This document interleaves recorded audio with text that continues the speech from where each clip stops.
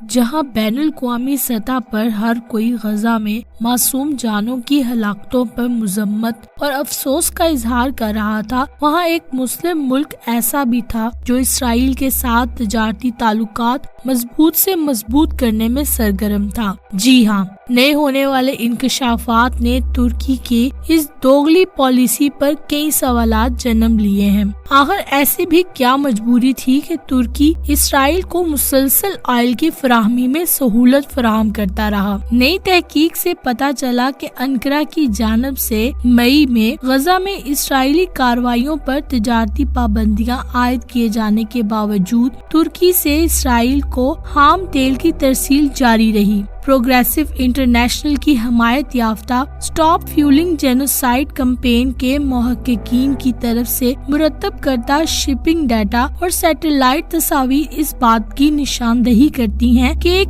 Tanker نے خام تیل کو براہ راست ترکی کی سیہان بندرگاہ سے اسرائیل میں اشکلون کے قریب پائپ لائن تک پہنچایا۔ یہ بندرگاہ باکو ٹبلسی سیہان پائپ لائن کا آخری پڑاؤ ہے جو آذربائیجان سے خام تیل لے جاتی ہے۔ اس کے بعد تیل کو سیہان کے حیدر الیف ٹرمینل سے اسرائیل بھیجا جاتا ہے جو اس خام تیل کی درآمدات کا تقریباً 30% حصہ ہے۔ 10 نومبر کو ترسیل کی سہولت فراہم کرنے میں ترکی کے کردار کے خلاف عالمی مظاہروں کے درمیان ملک کے وزیر توانائی نے اس بات کی تردید کی کہ انقرہ کی جانب سے تجارتی پابندیاں شروع کرنے کے بعد سے اسرائیل کے لیے جانے والے کسی بھی آئل ٹینکرز نے سیہان بندرگاہ نہیں چھوڑی ہے۔ ملک کے وزیر توانائی نے اس بات کی تردید کی ہے کہ انقرہ کی جانب سے تجارتی پابندیاں شروع کرنے کے بعد اسرائیل کے لیے کوئی بھی ٹینکر سیہان سے نہیں گیا ہے۔ سمندری جہاز رانی کے اعداد و شمار سے پتہ چلتا ہے کہ سی ویگر ٹینکر 28 اکتوبر کو سیہان کے